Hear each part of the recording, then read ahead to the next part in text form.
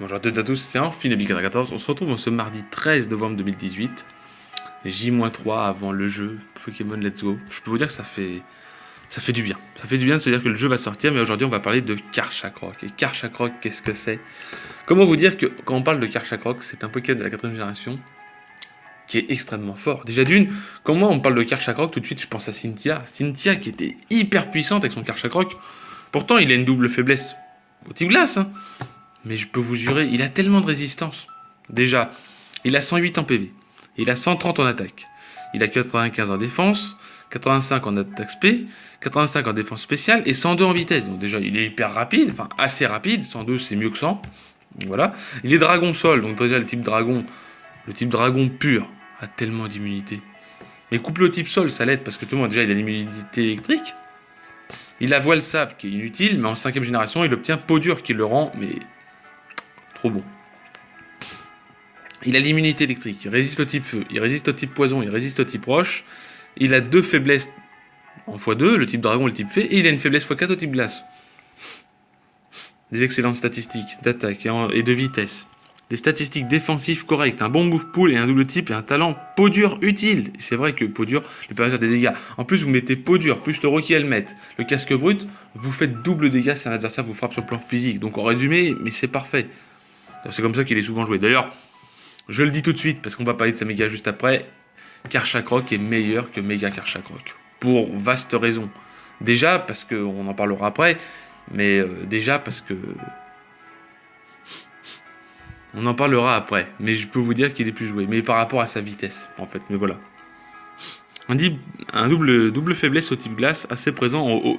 Ouais, mais bon, c'est pas dérangeant parce que d'après, derrière, il est protégé. Il a des Pokémon protégés. Il peut être joué mouchoir choix avec peau dure de nature joviale, plus vitesse moins attaque spé, 250 dans l'attaque, 252 en vitesse et 4 en défense. Il est joué séisme qui est son stab. Il est joué déflagration qui permet de toucher tout ce qui est type glace, type acier. Donc franchement, c'est bon. Il est joué colère qui lui permet de faire des dégâts monstrueux, c'est d'ailleurs son meilleur stab avec séisme, et il est joué Dracogriffe parce qu'il faut une attaque dragon. Dracogriffe peut être remplacé par Dracoqueue. Moi je vais le dire, hein, franchement, regardez. Remplacer déflagration par Crofeu. Déflagration peut rater, mais Crofeu aussi, donc mettez déflagration. Hein. Ou direct toxique. Oui, direct toxique aussi peut être utilisé à la place pour toucher le type fée, c'est ce qu'il faut se dire. Remplacer Dracogriffe par lame de roc, voilà. Optez pour la nature naïve. Avantage, grâce au mouchoir choix, Karchakrok devient plus rapide que la majorité du tiers. Déjà qu'il a 102 en vitesse, vous rajoutez 50%, il passe à 50% en vitesse, c'est hyper bon, ça le fait à du 120, je crois, du genre, il est bien bon. Attention, faites attention à ne pas être bloqué sur colère, car s'il y a un Pokémon fait dans l'équipe adverse, sous peine de perdre Karchakrok bêtement. Voilà, le problème c'est que colère est très fort, mais un type fait, il est immunisé, et vous êtes baisé parce que il va vous faire un pouvoir lune direct, il va pas attendre que votre colère se termine. Hein.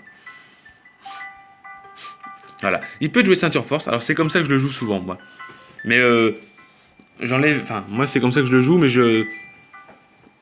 avec dans slam, séisme, mais je mets pas colère, moi. Enfin, si, je mets séisme, colère, mais je mets pas piège de roc par contre sur le ceinture force. Enfin, si, je joue un autre Karchakrok ceinture force, mais avec le ceinture force, moi je joue dans slam, séisme, colère et direct toxique.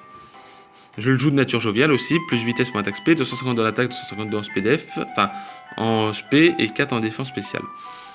Dans slam, séisme, colère. Au lieu de mettre piège de roc, moi je mets direct toxique, voilà. Mais justement, la ceinture force permet simplement au Pokémon de pouvoir placer les pièges de roc, dans tous les cas, même si vous prenez l'attaque glace ou quoi que ce soit, à moins que vous soyez gelé, c'est très rare, mais ça peut arriver, une fois ça m'est arrivé, j'étais en train de faire un combat, et bam, j'allais mettre les pièges de roc, et je mets les pièges de roc, parce que je suis assez rapide avec Karchakrok. Je mets les pièges de roc. Non, je mets pas les pièges de roc. Ah non, non. L'adversaire, je sais pas pourquoi, joue une vive griffe, chose qui n'est jamais jouée. Vive griffe qui passe en priorité, qui me fait un laser glace, il me gèle, mon piège de roc ne passe pas, je tiens un PV et du coup je suis gelé en plus de ça, et du coup il peut me terminer. Mais bon, c'est très rare. Hein. Donc, Karchakrok vont porter leur Bubby ou la Béprine. Préférez lame de roc aux déflagrations à la place de Danslame. Optez pour Dracogriffe. Dracogriffe qui est quand même mieux que colère, parce que Dracogriffe peut taper qu'une fois, et si vous ratez, tac, vous n'êtes pas coincé. Il est joué casque brut peau dure malin, avec plus de défense, moins attaque spé. Donc là, malheureusement, c'est un peu. Là, il est joué défensif.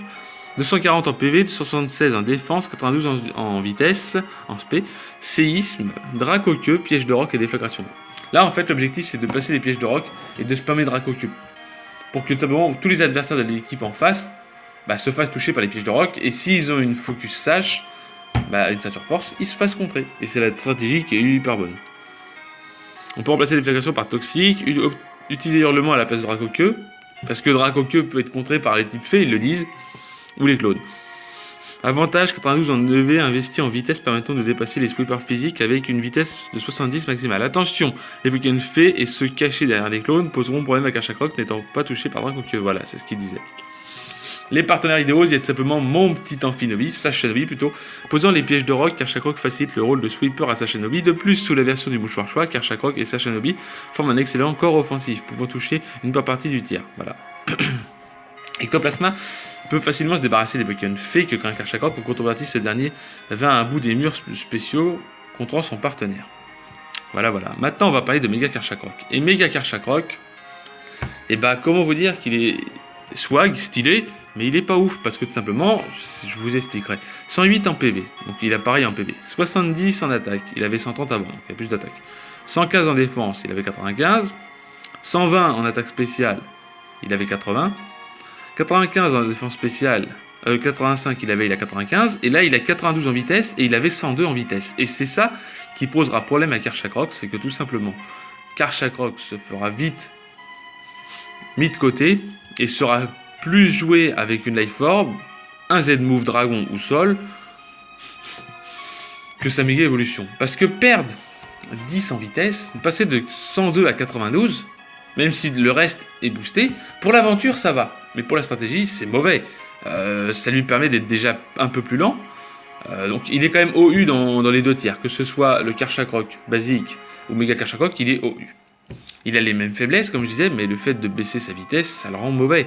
Si encore Karchakroc aurait accès à Danse Draco, il pourrait être joué en méga évolution, tout comme est joué Tyrannosif, avec Danse Draco.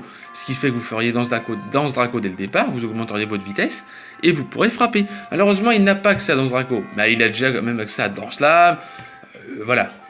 Donc c'est ce qu'il faut se dire. Excellente statistique d'attaque, d'attaque spéciale, bonne statistique, défensif, un large move pool, une double faiblesse glace assez présente en EU, une vitesse insuffisante pour un sweeper, c'est ce qu'il dit.